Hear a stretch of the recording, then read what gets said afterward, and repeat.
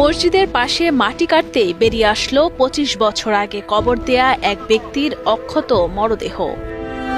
খবরটি ছড়িয়ে পড়তেই আশেপাশের মানুষ মুহূর্তেই ভিড় করে ঘটনাস্থলে। শুরু হয় নানান জল্পনা কল্পনা।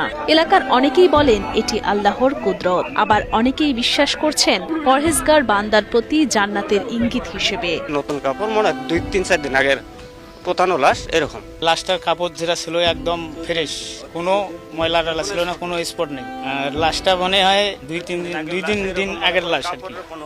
কাপড়ে কোনো স্পট নাই, একদম কাপড় ফ্রেশ। বিস্ময়কর এই ঘটনাটি ঘটে ২২ এপ্রিল বিকেলে রংপুরের কাউনিয়া উপজেলার শিবকুঠির পাড় এলাকার মসজিদের সেফটি ট্যাঙ্ক খননের সময়। প্রত্যক্ষদর্শীরা জানান, কাফনের কাপড়ে মোড়ানো অবস্থায় পাওয়া যায় মরদেহটি। মরদেহটি ২৫ বছর আগে বার্ধক্যজনিত কারণে মারা যাওয়া এই মসজিদের মুয়াজ্জিন হোসেন আলী মুন্সির। স্থানীয়রা জানান, জীবিত অবস্থায় পরহেজগার মানুষ ছিলেন হোসেন আলী মুন্সি। মৃত্যুর পর তার ইচ্ছা পূরণ করতেই মসজিদের পাশেই তাকে দাফন করা হয়। দাফনের দীর্ঘ ২৫ বছর পর মরদেহটি ছিল অনেকটা মমির মতো শুকানো। তবে কাফনের কাপড় ছিল একেবারে পরিষ্কার ও পুরোপুরি অক্ষত। খুবই ভালো ছিল লোকটা, অনেক ভালো ছিল। আমরা ছোটবেলায় এই জায়গায় স্কুল পড়ছি, আমাদের কিন্তু ডাকছে, আমরা ডাক শুনছি।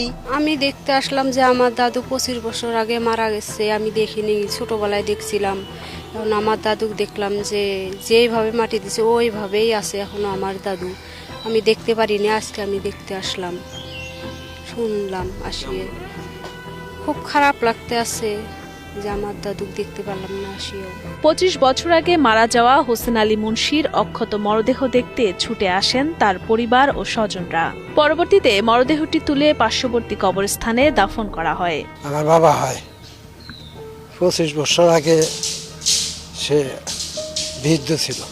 এখন ওই তো এখানে মাটি কাটতে একটু কাপড় বেড়াইছে, ওইটা খুঁড়তে এটা গোটাল ইয়াটা বের করিয়া ওই মসজিদের ওইখানে গোরস্থান আছে, ওইখানে মারি দিয়েছে। কাপড়টা ভালোই দেখলাম। ২৫ বছর পর আমার শ্বশুরকে দেখলাম, তার স্মৃতি একটা কাপড়ও কোনো স্পট নেই কাপড়ের মধ্যে দেখলাম আমার শ্বশুর ২৫ বছর পর। আর আমার শ্বশুরের এটা যে আছে, এটা আল্লাহ তাআলা আমাকে দেখাইবে, ভালো লোক মানুষকে দেখাইবে। দেখলে ভালো লোক ছেলেই দেখাইছে। স্থানীয় মসজিদের ইমাম মিজানুর রহমান জানান, যারা ঈমান ও আমলের উপর মৃত্যুবরণ করেন, আল্লাহ তাদের ইহকাল ও পরকালে করেন সম্মানিত। ঘটনাটি তারই ইঙ্গিত বলে ধারণা তার। অবশ্যই ইমানদার ব্যক্তি ছিল এবং দুনিয়াতে ভালো কাজ করছে, যার কারণে তার এই অবস্থা, বা তার কাপড় বা তার যে লাশটা বা ছিল সেটা সুরক্ষিত আছে।